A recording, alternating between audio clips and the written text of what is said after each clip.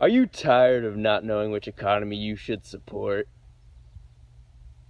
Well, you don't have to be tired anymore. Come with me!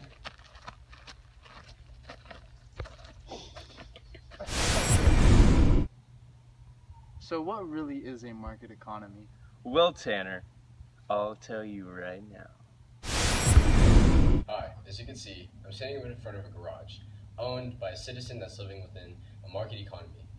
So this house is an example of private property, and as you can see, they're trying to find the correct paint that they're going to use to increase the price of their property.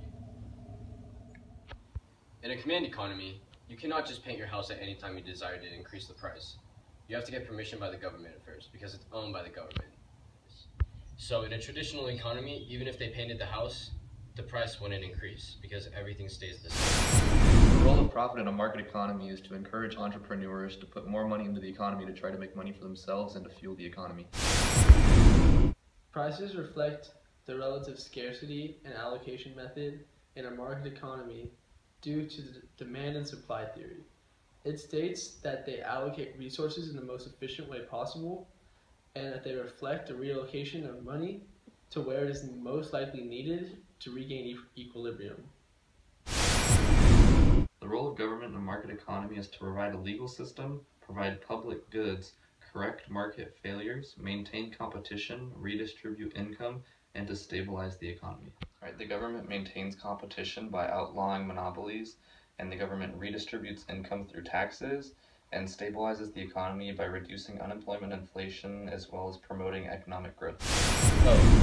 The consumer in a market economy typically goes for the product with the best price and best quality. A competition between sellers is called a price war. Now, this is when two or more sellers are trying to supply their product to consumers at the best value while at the same time keeping their profit. So, Tanner, which economy do you support? You know, I'm leaning towards the market economy, but the command economy seems pretty tempting. Why would you ever like the command economy?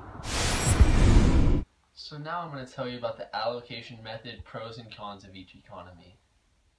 In a command economy, the pro is that the government provides you with everything needed. But the con to that is if the government doesn't think you need it, you don't get it. In a market economy, you have to buy everything that you want and need, which is kind of a con. But then again, the pro is that you kind of can get anything you need to be provided for you. Like if you think you need something, you can go get it. You don't have to have anyone's approval. So do you understand now why the command economy is bad? Yeah, it makes sense, but I do like the traditional economy as well. Well, here's why the market economy is better than both the traditional and the command economy. So, now I'm going to tell you the pros and cons to traditional economy. In a traditional economy, you know your role in society and it doesn't change. For example, if you're a farmer, you're always going to farm for the rest of your life. You're going to get everything you need to be a farmer from everyone else, and you're going to stay that way. That's also kind of a con though, because you don't change roles, there's no changing roles, so it kind of discourages any new ideas you have what you want to do with your life. Hi, I'm Joseph Schott, and I'm here with my father, Paul Schott. So what do property rights in America mean to you? Property rights in America really boil down to protection. So protection, whether you're a consumer and you own something and you own property, your interests are protected, the entitlements around that property are protected. If you're an organization or a company, anything that you develop is protected. For example, intellectual property is something that's very key in today's society, in today's economy. If you're a consumer, as an example, and how this relates or protects you, if you go to the store and you purchase a pair of Nike tennis shoes in the United States of America, you're pretty much guaranteed that that's going to be a pair of Nike tennis shoes. They won't be a knockoff.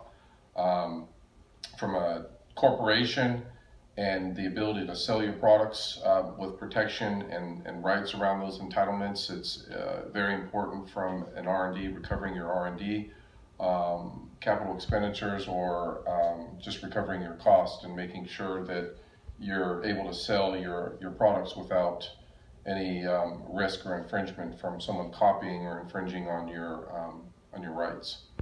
So what economy would you prefer to live in? So the economy, I guess, as Americans were spoiled, market-driven economy. The market-driven economies typically provide consumers or individuals in the society a lot more opportunities. You can basically be what you want to be, and it takes a lot of work to do that. So if you're an entrepreneur like Mark Zuckerberg and creating an organization like Facebook, that is something that happens in places like the United States of America. In other countries, for example, in socialistic communist countries, their economies are stymied by the lack of innovation because there are not a whole lot of motivations for people to do more. So, for example, in those countries, there's not a whole lot more differences or incentives for someone to become a garbage collector versus a doctor. In our country, because it's market-driven, the rewards are linked and closely tied to the performance of those individuals that want to be doctors or want to be engineers or want to be successful business people.